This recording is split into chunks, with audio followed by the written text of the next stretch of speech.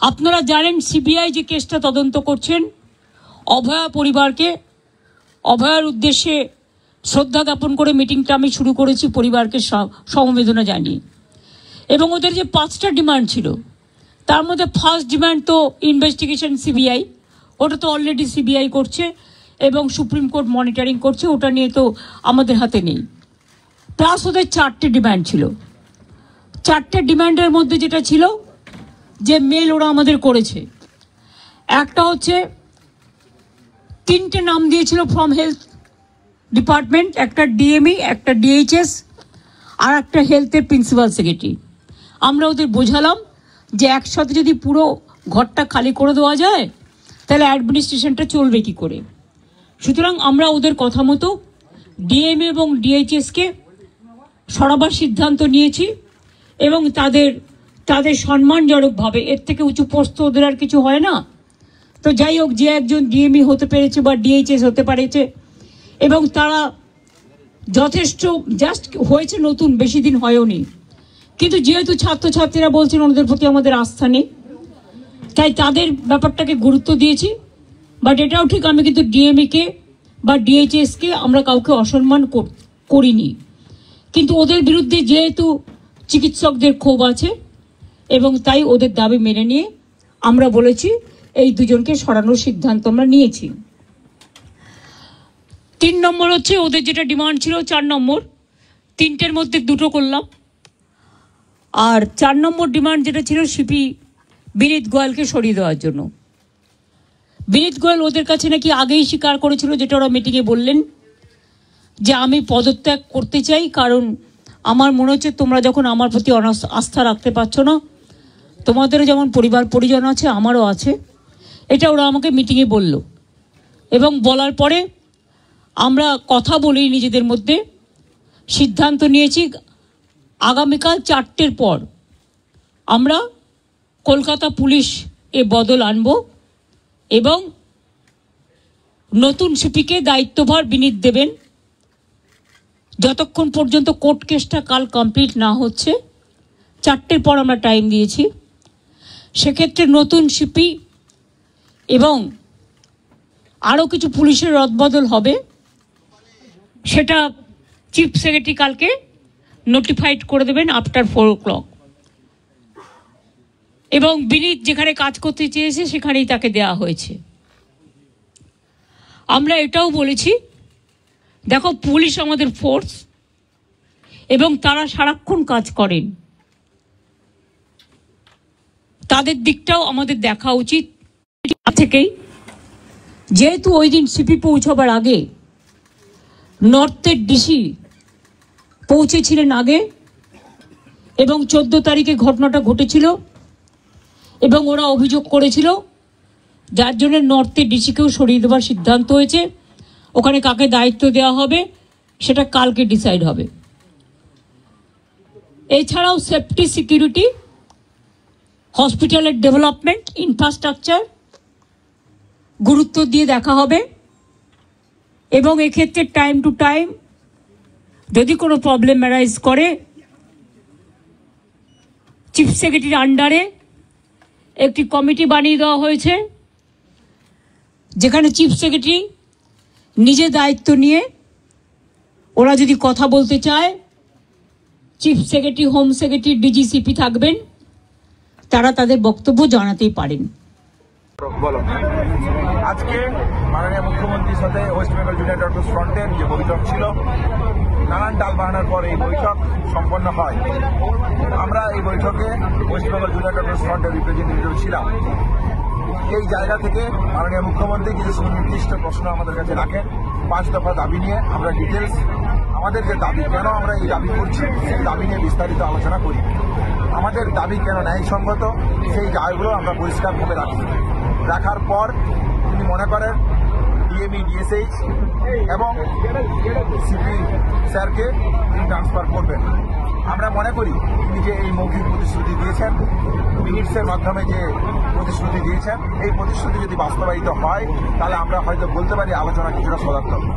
তারপরেও বলতে চাই যে তারপরেও যে বলতে চাই সেটা হচ্ছে প্রিন্সিপাল সেক্রেটারি আমাদের যে জায়গা ছিল, যে তাকে তার বিরুদ্ধে অ্যাকশন নিতে হবে, ট্রান্সফারের জায়গায় করতে হবে, এবং ডিসি সেন্টারের যে পয়েন্ট ছিল আমাদের সেই জায়গাটাতে এখনো কোনো ফলপ্রসূ সম্পন্ন আলোচনা আমরা পাইনি, ফলপ্রসূ আশা আমরা পাইনি। রিগার্ডিং সেফটি সিকিউরিটি এবং বিভিন্ন কলেজে আরটি এবং স্টুডেন্ট ইউনিয়ন তৈরি করার যে প্রসঙ্গ, এই প্রসঙ্গ নিয়ে আমরা আলোচনা করি। উনি একটা ন্যাশনাল টাস্ক ফোর্স গঠনের কথা বলেন চিফ সেক্রেটারিকে হেড করে। আমরা তাদের ডিসএগ্রি করলেও আমরা বলেছি এই নিয়ে আমরা আলোচনায় বসতে রাজি, যদি আমাদের সেফটি সিকিউরিটি মেজার সম্পর্কে যাবতীয় যা পদক্ষেপ, সেই পদক্ষেপ নিয়ে আমরা ডিটেলস ডিসকাশনে রাজি আছি। এই অবধি আজকের আলোচনা হয়েছে, বাকি ঘটনামঞ্চ থেকে আমরা ডিটেলস ডিসকাশন আমরা করব। হ্যাঁ, কিন্তু এই পাশাপাশি এই কথাটা বলে রাখতে চাই, আমাদের আন্দোলন স্বাস্থ্য ভবনের সামনে যেরকম আমাদের অবস্থান বিক্ষোভ চলছে এবং আমরা যে কর্মবিরতিতে আছি, আমরা আমাদের কলেজের সমস্ত ছাত্রছাত্রীরা, নার্সিং, মেডিকেল পড়ুয়া যারা এই আন্দোলনের সাথে সরাসরিভাবে যুক্ত, তাদের সাথে সম্পূর্ণরূপে আলোচনা করার পর আন্দোলনের এবং আমাদের কর্মবিরতির গতি প্রকৃতি সম্পর্কে সুনির্দিষ্ট সিদ্ধান্ত নেব, এটাও আমরা মাননীয় মুখ্যমন্ত্রী জানিয়েছি। ডাক্তারদের দাবি মোটামুটি পূরণ, কিন্তু প্রশ্ন হচ্ছে যে মানুষের দাবি পূরণ হলো কি? প্রিয় দর্শক, আমি শফিকুল ইসলাম এবং আপনারা দেখছেন আরামবাগ টিভি। মানুষের দাবি কি পূরণ হলো? দর্শক, ডাক্তারদের যেসব দাবি ছিল মোটামুটি যা দেখলাম শুনলাম তাতে মোটামুটি প্রায় পূরণের পথে। কি দাবি ছিল? আমি তো আগেই বলেছি এইসব দাবিগুলো কি দাবি। ডিএমই, ডিএইচএস মানে সরাতে হবে, স্বাস্থ্য অধিকর্তা, স্বাস্থ্য শিক্ষা অধিকর্তা এদেরকে সরাতে হবে। স্বাস্থ্য সচিবের কথাও বলা হয়েছিল, তো মুখ্যমন্ত্রী বলেছেন একসঙ্গে সবাইকে সরালে তো হবে না, তবে ডিএমই, ডিএইচএস কে সরিয়ে দিচ্ছি। ডিএমই, ডিএইচএস এর কি কাজ সাধারণ মানুষ কতটা কি জানেন, আর তাদেরকে সরানোতে সাধারণ মানুষের কি উপকার তারাই বা কতটা কি জানি না, কতটা কি বুঝছেন। বেশিরভাগ মানুষ তো মনে হয় জানেনই না যে ডিএমই, ডিএইচএস কি, এই পোস্টগুলো কি। তবুও ডাক্তারদের দাবি ছিল, সেই দাবি পূরণ হচ্ছে। আর পুলিশের দিক দিয়ে যেটা মানে কলকাতার পুলিশ কমিশনার যিনি বিনীত গোয়েল, তাকে সরানোর দাবিটা সেটা হচ্ছে। আর ডিসি নর্থ, যার ক্ষেত্রে একটা অভিযোগ হয়েছিল যে মানে নির্যাতিতার পরিবারে টাকার প্রস্তাব দিয়েছিলেন, এদেরকে সরানোর সিদ্ধান্ত তো হয়েই তো গেল। শুধু স্বাস্থ্য সচিবকে সরানোর ব্যাপারটা শুনছি না। আর বাকি যেসবগুলো সিকিউরিটি, সেফটি সিকিউরিটি ইত্যাদি, এগুলো তো মানে কমন ব্যাপার, এ তো হবেই। টাস্ক ফোর্স গঠন ইত্যাদি এগুলো তো আছেই। আর বিচার যেটা, সেটা বিচার তো মুখ্যমন্ত্রী বলেই দিয়েছেন, সে তো সিবিআই তদন্ত করছে, আদালতে বিচার হবে, সেটা নিয়ে আমাদের কি করার আছে। কিন্তু মেন যে দাবিগুলো করা হয়েছিল, এই করতে হবে সেই করতে হবে, সেগুলো তো মুখ্যমন্ত্রী বলেছেন একটি জায়গাতে যে 90% না 99% কি একটা বলেছেন, আমি মেনে নিয়েছি। তো তার মানে তাহলে তো ডাক্তারদের মানে জুনিয়র ডাক্তারদের যে দাবিগুলো সে তো হয়ে গেল পূরণ। তাহলে এবার কি হবে? এবার কি হবে? আমি আজকে বক্তব্য শুনছিলাম, জুনিয়র ডাক্তারদের বক্তব্য মানে স্বাস্থ্য ভবনের সামনে। ওনারা বলছেন যে বলেছেন মুখ্যমন্ত্রী, কিন্তু আমরা বাস্তবায়ন হওয়া পর্যন্ত অপেক্ষা করছি, আর ধর্ণা তুলে নেওয়ার ক্ষেত্রে সকলে একসঙ্গে মিলে সিদ্ধান্ত নেব। তো বাস্তবায়নটা আমার মনে হয় না এটা খুব একটা সমস্যা করবেন মুখ্যমন্ত্রী। যে সিদ্ধান্ত ঘোষণা উনি করেছেন তাতে এগুলো হয়ে যাবে। ডিএমই, ডিএইচএস, সিপি এবং ডিসি নর্থ এদেরকে সরিয়ে দেওয়ার কথা যেটা বলা হয়েছে, আশা করি কালকের মধ্যেই হয়ে যাবে। এটা নিয়ে আমি খুব একটা চিন্তিত নই। কিন্তু প্রশ্ন, তারপর কি হবে? তারপর কি আন্দোলন শেষ?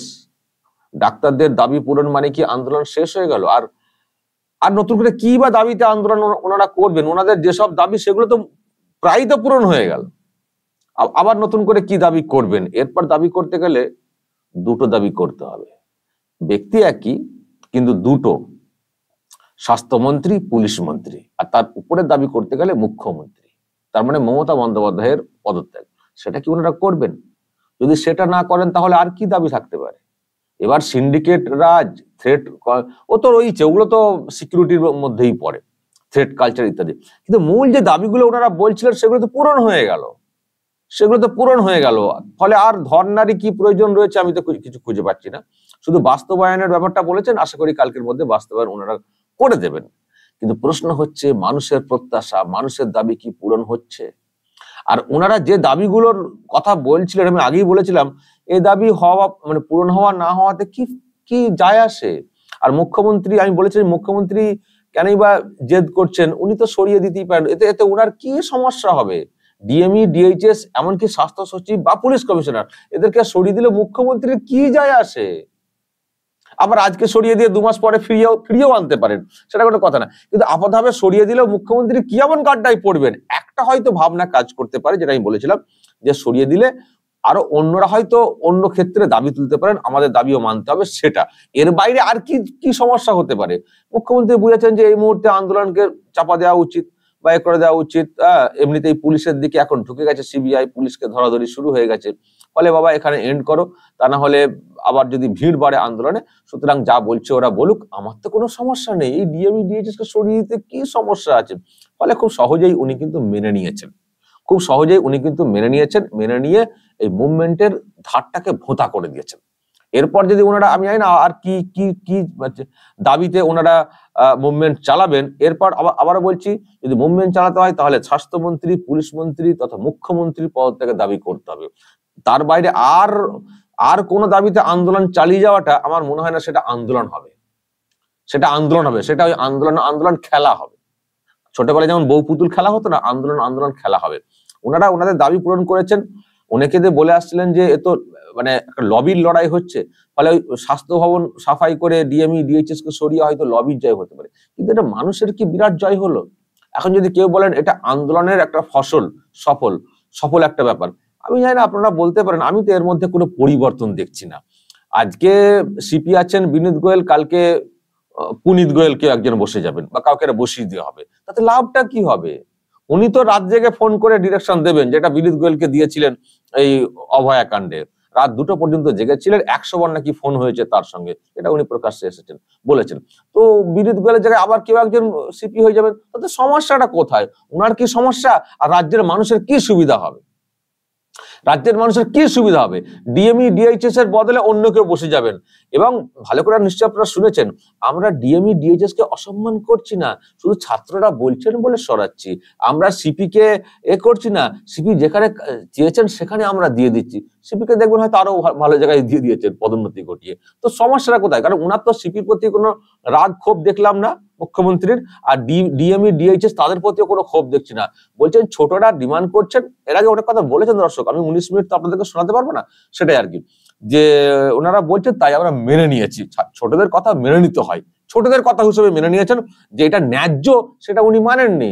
আর ওনার বক্তব্যে সিপি কে সরানোর বিষয়ে কোনো ক্ষোভ, ওনার তরফ থেকে কোনো অন্যায়, এটা উনি দেখেননি। ঠিক যেমন অন্যায় দেখেননি আরজি করের তৎকালীন প্রিন্সিপাল সন্দীপ ঘোষের ক্ষেত্রে, তার ক্ষেত্রেও বলেছিলেন যে উনি পদত্যাগ করতে চাইছেন, কিন্তু ওনাকে বলেছি না, করতে হবে না, আমি অন্য জায়গায় ব্যবস্থা করে দিচ্ছি। ঠিক ওই টাইপের বিনীত গোয়েল কোথায় কাজ করতে চেয়েছেন সেখানে ব্যবস্থা করে দিচ্ছেন। উনি কিন্তু কোনো অন্যায় দেখেননি, শুধু ওনাদের মুভমেন্টটাকে বন্ধ করার জন্য, মুখটাকে একটু ভোঁতা করার জন্য এটা মেনে নিয়েছেন ছোটদের আবদার হিসেবে। ফলে এই যদি মুখ্যমন্ত্রী তথা পুলিশ মন্ত্রীর মন মানসিকতা হয় বা স্বাস্থ্যমন্ত্রীর মন মানসিকতা হয়, তাহলে এইসব পদগুলোতে নতুন করে অন্যজনদেরকে বসিয়ে কি এমন আমূল পরিবর্তন হয়ে যাবে, আমি দর্শক কিছু দেখতে পাচ্ছি না। ফলে আমি যেটা বলতে চাই, যে এইসব এর মাধ্যমে ডাক্তারদের দাবি হয়তো একটা পূরণ হয়ে থাকতে পারে, কিছু দাবি পূরণ হয়ে থাকতে পারে, কিন্তু মানুষের দাবি পূরণ হলো না। মানুষ এর মধ্য দিয়ে বিরাট কিছু সম্ভাবনা দেখতে পাচ্ছেন, বিরাট কিছু তারা ভাবছেন, আবার মনে হয় না তারা ভাবছেন। আমি দেখছি এটা বৈঠকের পরে ধর্ণা মঞ্চে অনেকে ঢাক বাজাচ্ছিলেন, নিশ্চয়ই তো আপনারা দেখেছেন অন্যান্য মিডিয়াতে, আমি সেই ভিডিওটা দেখাতে পারিনি। অনেকে ঢাক বাজাচ্ছেন, বিরাট নাকি জয় হয়ে গেছে আন্দোলনের। জুনিয়র ডাক্তাররা খুব আনন্দ উচ্ছ্বাস প্রকাশ করছেন, নাচানাচি করছেন। আমি দর্শক এগুলোকে খুব একটা, আমার এটা ভালো লাগছে না। কারণ আজকে 35 দিনের যে মুভমেন্ট, এটা ওই গোটা কয়েক ছোট ছোট পোস্টের বদলের জন্য মুভমেন্ট না। মানুষ যে রাস্তাতে নেমেছিলেন এটার জন্য না। এতে কোনো পরিবর্তন হবে না। দেখবেন কালকে যখন নতুন সিপি বসে যাবেন, তার চেহারাও ওই বিনীত গোয়েলের চেহারাটাই হবে। কারণ উপরে যিনি বসে রয়েছেন পুলিশ মন্ত্রী হিসেবে, তার তো বদল হচ্ছে না। স্বাস্থ্যমন্ত্রী, ডিএমই, ডিএইচএস বদল হলেও দেখবেন চেহারাটা ওই রকমই থেকে যাবে। যদি ওনারা ওনাদের ব্যাপারটা ভালো করে বুঝবেন, সেটা ওনারা কি করতে চাইছেন। কিন্তু মূল জায়গায় যদি না সরানো হয়, কি লাভ আছে? দর্শক আপনাদের কি মনে হয়, বিরাট একেবারে সাফল্য এসে গেছে, এই কটা পদ সরিয়ে দিতে বিরাট ভাবছেন চেঞ্জ হয়ে যাবে? বিরাট চেঞ্জ হয়ে যাবে, পুলিশ কমিশনারকে চেঞ্জ করে দিয়ে বিরাট পুলিশ অ্যাক্টিভ হয়ে যাবে, আপনাদের তাই মনে হয়? আমার তো সেটা মনে হচ্ছে না। ফলে এই আন্দোলন, ডাক্তারদের এতদিনের আন্দোলন হয়েছে, যদি এর পরে ওনারা আন্দোলন গুটিয়ে নেন, আর এখন গুটিয়ে নেওয়ার মতোই অবস্থায় চলে এসছে। বিচার চাই, বিচার চাই, বিচার তো আর ওরকম করে রাস্তাতে বসে চাইলে তো হবে না। বিচারের তো তদন্তের ব্যাপার আছে, বিচার ট্রায়াল চলার ব্যাপার আছে, সেটা অন্য বিষয়। ফলে এই আর কি, মানে এতদিনের আন্দোলনের যদি মানুষের স্বার্থে বলেন, তাহলে বলবো সেরকম কিছু আমি দেখতে পাচ্ছি না। যদি আপনারা বলেন যে হ্যাঁ সাফল্য এসছে, সেটা আপনারা বলতে পারেন, আপনাদের মত। আমার যেটা বলার বক্তব্য দর্শক, যেটা আমরা প্রথম থেকে বলে আসছি, এত দফা দাবি নিয়ে কিছু হবে না। এইসব দফা দাবি বাদ দিন, একটাই দফা, একটাই দাবি করুন, মমতা বন্দ্যোপাধ্যায়ের পদত্যাগ করুন। উনাকে সরাতে পারলে যদি একটু কিছু হতো, ওই চেয়ারে বসে যেভাবে উনি প্রভাব খাটাচ্ছেন, এতে কি না পুলিশ ঠিক মতো করে কাজ করবে, না ঠিক মতো করে তদন্ত হবে, না সেই বিচারটা ঠিক মতো করে হবে। উনাকে সরাতে হবে। দাবি দফা, ওই টুকরো টুকরো দাবি দফা বাদ দিয়ে মুখ্যমন্ত্রীর পদত্যাগের দাবিতে সবাই সোচ্চার হন। ওনাকে না সরালে কিছু লাভ হবে না, ওই দাবিতে সোচ্চার হন। যেদিন ওটা পূরণ হবে, সেদিন জানবো মানুষের দাবি পূরণ হয়েছে। বাকি সব টুকটাক দাবি পূরণের এত উচ্ছ্বাস প্রকাশ, ঢাক বাজানো, ঢোল বাজানো, যারা মনে হচ্ছে দুর্গাপূজা চলে আসছে, এমন ভাব দেখাচ্ছেন জুনিয়র ডাক্তাররা। আমার দর্শক এগুলো ভালো লাগেনি, আমি ভালোভাবে নিচ্ছি না। আমার মনে হয় না আজকের এই মিটিং এতে মানুষের দাবি পূরণ হয়েছে বলে। জানি না মানুষের রিয়াকশন আগামী দিনে, মানে কালকে সকাল থেকে কি আসবে সেটা দেখবো। তবে যেটা করার করতে হবে দর্শক, ডাক্তাররা তাদের মতো করে করেছেন, তাদের দাবি পূরণ হয়েছে, তারা ভাববেন কি করবেন। কিন্তু মানুষের যাদের মানে মানে কণ্ঠটা দেখছিলাম, ওইটা আর কি, যে শাসকের এই যে অপশাসন চলছে, সেটা দূর করতে হবে, মমতা বন্দ্যোপাধ্যায়কে সরাতে হবে, সেই দাবিতে সোচ্চার হতে হবে। যে প্ল্যাটফর্ম এই দাবিতে সোচ্চার হবে, সেই প্ল্যাটফর্মে যুক্ত হতে হবে, সেই প্ল্যাটফর্মে যুক্ত হতে হবে। তবে যদি রাজ্যে একটা সুস্থ পরিবেশ মানে গড়ে ওঠে। এখন পর্যন্ত যে সিদ্ধান্ত হয়েছে, এটা ওই আন্দোলনের মুখ বন্ধ করা ছাড়া আমি তো এর মধ্য দিয়ে আমি বাংলার মানে সুন্দর বাংলা গঠনের আমি কিন্তু কিছু দেখছি না। কারণ ওই গোটা কথায় হেলে সাপকে সরিয়ে দিয়ে বিষাক্ত কালনাগিনীর নিঃশ্বাস থেকে নিজেদেরকে পরিত্রাণ করা যায় না, এটুকু মনে করি। দর্শক বলবেন যা বলার কমেন্ট বক্সে, নজর রাখবেন আরামবাগ টিভিতে।